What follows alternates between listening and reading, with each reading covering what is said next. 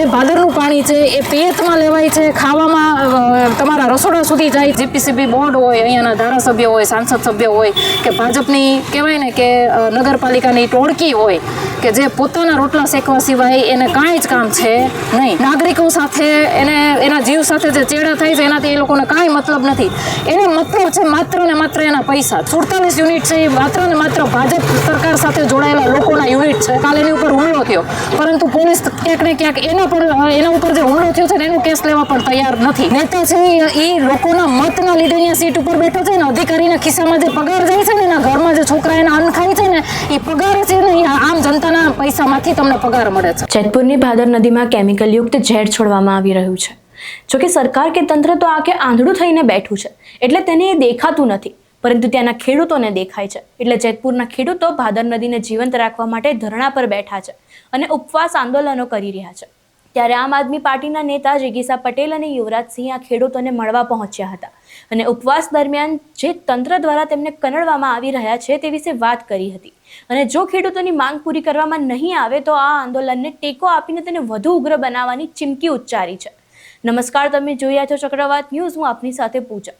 અહીં જુઓ જિગીસા પટેલે આ ઉપવાસ આંદોલનમાં ખેડૂતોની મુલાકાત લેતા શું કહ્યું। નમસ્કાર, હું છું જિગીસા પટેલ। આજે આપણે જેતપુર ખાતે ઉપસ્થિત થયા છીએ કારણ કે અહીંયા આપણે મહેશભાઈ કોટડિયા છે જે જેતપુરની અંદર જે ભાદર નદી છે, ભાદર નદીની અંદર જે કેમિકલયુક્ત પાણી પડે છે અને લોકોને આ જીવ સાથે જે ચેડા થાય છે એના માટે ઉપવાસ આંદોલન ઉપર બેઠા છે। છેલ્લી 8 દિવસથી 10 તારીખથી મહેશભાઈ કોટડિયા છે એ ઉપવાસ ઉપર બેઠા છે, પણ અહીંયાની જે કહેવાય ને કે જે સરકારમાં બેઠેલા જે ધારાસભ્યો છે, સાંસદ સભ્યો છે એના પેટનું પાણી હલે એમ નથી, કારણ કે ક્યાંક ને ક્યાંક એ લોકોની મિલીભગત હોય એવી રીતનું અહીંયા કારસ્તાન ચાલી રહ્યું છે। જોકે ભાદર નદીના પાણીને લઈ અને આની પહેલાં પણ ઘણા લોકોએ જળ સમાધિ લેવાના કાર્યક્રમો કર્યા હતા, પણ એ પણ અહીંયા ક્યાંય દેખાતા નથી, કારણ કે એને પણ ક્યાંક ને ક્યાંક કંઈક કડબટકું મળી ગયું હોય એવું પણ લાગી રહ્યું છે। હવે તમે આખી મેટર તમે જાણો ને તો એવું છે કે 47 જેવા યુનિટ છે જે ખરાબ કેમિકલ, જે જીવલેણ કેમિકલ હોય એ ભાદરની અંદર પહોંચાડી રહ્યા છે અને એ કેમિકલનો એક કહેવાય ને કે એની એક સિસ્ટમ છે, એનો નાશ કરવાની એક સિસ્ટમ છે। એના માટે કુંડીઓ બનાવવાની હોય છે, એ કુંડીઓની અંદર નીચે એનું કેમિકલ બેસી જાય, પછી એ પાણીને પ્યોરિફાઈ કરી અને ભાદરમાં ભળે એવી વ્યવસ્થા એ લોકોને કરવાની હોય છે, પણ આમાં ક્યાંક ને ક્યાંક ખર્ચો આવે છે અને એ જે કેમિકલ છે એને પછી બીજી ફેક્ટરીમાં મોકલવા માટે ટ્રાન્સપોર્ટેશનનો ખર્ચો આવે છે। આ તમામ ખર્ચાઓથી બચવા માટે થઈ અને એ લોકો પોતાના ફાયદા માટે આ કેમિકલને ભાદરની અંદર છોડે છે। હવે આ જે ભાદરનું પાણી છે એ પિયતમાં લેવાય છે, ખાવામાં તમારા રસોડા સુધી જાય છે, પીવામાં લેવાય છે। તમે વિચાર કરો, આ ભાદરનું પાણી આખા રાજકોટ જિલ્લાને આપવામાં આવે છે અને આ રાજકોટ જિલ્લાના તમામ લોકોના જીવ સાથે ચેડા થઈ રહ્યા છે, પરંતુ ક્યાંક ને ક્યાંક જીપીસીબી બોર્ડ હોય, અહીંયાના ધારાસભ્ય હોય, સાંસદ સભ્ય હોય કે ભાજપની કહેવાય ને કે નગરપાલિકાની ટોળકી હોય કે જે પોતાના રોટલા શેકવા સિવાય એને કાંઈ જ કામ છે નહીં। નાગરિકો સાથે એના જીવ સાથે જે ચેડા થાય છે એનાથી એ લોકોને કાંઈ મતલબ નથી।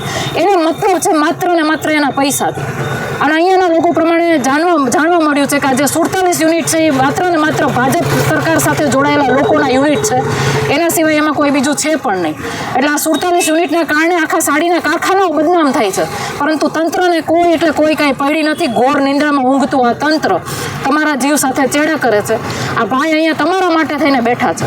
બીજું મારે એ કહેવું છે કે સાથે સાથે યુવરાજભાઈ પણ આપણી સાથે છે, જે દૂધની અંદર મિલાવટ થાય છે ને એના માટે લડાઈ લડી રહ્યા છે। કાલે એની ઉપર હુમલો થયો, પરંતુ પોલીસ ક્યાંક ને ક્યાંક એના ઉપર જે હુમલો થયો છે ને એનું કેસ લેવા પણ તૈયાર નથી અને ઉલટાનું અહીંયા મહેશભાઈ લોકોના જીવ માટે એ ઉપવાસ આંદોલન કરી રહ્યા છે, એને એમ કે રીતે કનડગત કરવાની કોશિશ કરી રહ્યા છે।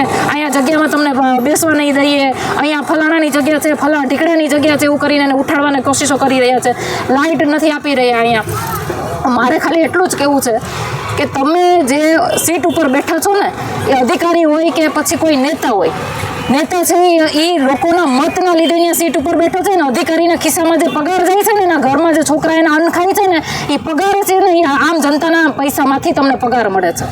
તો તમારે તમારા ખીચા ભરવાના ને તમારા રોટલા શેકવાનું પડતું મૂકી અને આમ નાગરિકની જીવ સાથે જે ચેડા થઈ રહ્યા છે ને એના માટે તમારે અવાજ ઉઠાવવો જોઈએ। આ તમારી ફરજમાં આવે છે, પણ નહીં, એ લોકો ક્યારેય તમારા માટે, આમ જનતા માટે ક્યારેય પણ એ લોકો કાંઈ કરતા નથી।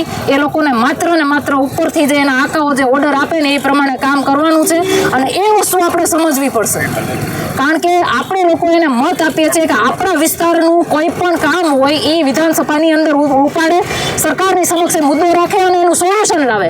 એના માટે આપણે એને ખુરશી ઉપર, સત્તા ઉપર આપણે એને બેસાડીએ છીએ. પરંતુ એ કરે છે શું? એ સરકારની પોલિસી આપણી ઉપર થોપી અને માત્ર ને માત્ર આપણું શોષણ કરે છે. એ લોકોને કોઈ જ પડી નથી તમે તમારા જીવ સાથે શું ચેડા થાય છે, તમે કઈ પરિસ્થિતિમાં રહો છો, તમને પીવાનું પાણી શુદ્ધ મળે છે કે નહીં, તમને હવા શુદ્ધ મળે છે કે નહીં. પરંતુ મારું કહેવાનું એટલું જ છે કે તમારા માટે જે લોકો લડાઈ લડે છે આજે, એને ક્યાંક ને ક્યાંક તમારા સપોર્ટની જરૂર છે. એ તમારા માટે લડે છે, એ પોતાના માટે નથી લડતા. હું તમને એ ભાદર નદીના પાણીનો એક શીશો બતાવવા માંગુ છું. એ પાણીની તમે હાલત જોઈ લો. આ ભાદરનું પાણી છે, આમાં એટલી હદે કેમિકલ છે કે આને હું છે ને હલાવીશ ને તો ઉપર ફીણ તમને જોવા મળશે કે તમે તમારી જાતે જોઈ લો. આ ઉપર જે ફીણ છે, આ કેમિકલ તમારા બાળકના પેટમાં જાય છે, તમારા થાળી સુધી પહોંચે છે, તમારા રસોઈ સુધી પહોંચે છે. અને તમે કહો છો ને, ઘણી જગ્યાએ આપણે સાંભળ્યું હોય છે કે ભાઈ અમને કોઈ જાતના વ્યસનમાં નથી, છતાંય પણ અમને કેન્સર જેવા રોગ થાય છે. શું કામ થાય છે? કારણ કે તમે તમારો જે મૂળભૂત અધિકાર છે, તમારું અન્નનો અધિકાર છે, તમારો જે શુદ્ધ પાણીનો અધિકાર છે, શુદ્ધ હવાનો અધિકાર છે, એમાં પણ ક્યાંક ને ક્યાંક આ લોકોની મિલીભગતથી કેમિકલ ઉમેરવામાં આવે છે, પ્રદૂષણ ઉમેરવામાં આવે છે, ઝેર ફેલાવવામાં આવે છે. બીજું મારે એ કહેવાનું છે કે જે પિયતની અંદર આ પાણી જાય છે, એ પિયતની અંદર આ પાણીનું જે કેમિકલ છે એ ખેતરની અંદર એક લેયર બનાવી દે છે. જ્યારે એ પાણી કેમિકલયુક્ત પાણી જ્યારે ખેતરની અંદર જાય પછી એ કેમિકલની એક પરત બની જાય છે. એના લીધે ખેડૂતોના પાકને પણ નુકસાન થાય છે. બીજી વખત જ્યારે ખેડૂત ખેતરની અંદર જ્યારે પાક ઉગાડે છે ત્યારે એ કેમિકલની લેયરના લીધે પિયતનું પાણી અંદર જમીન સુધી પહોંચતું નથી અને એનો પાક પણ નિષ્ફળ જાય છે.